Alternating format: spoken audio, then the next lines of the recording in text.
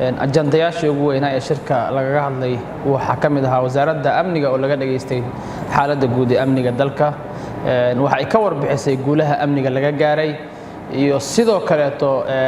qaabkay ula falgalaan argagixisada ay soo bandhigeen oo guulo waaweyn oo la taaban kara sanadan laga gaaray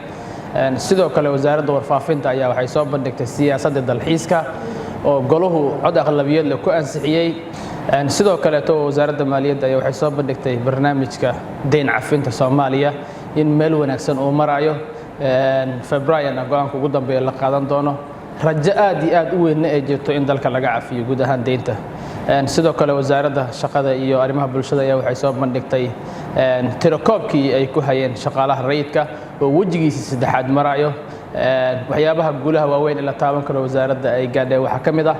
in ay sameysay xarun dhexe oo lagala soconayo shaqaalaha rayidka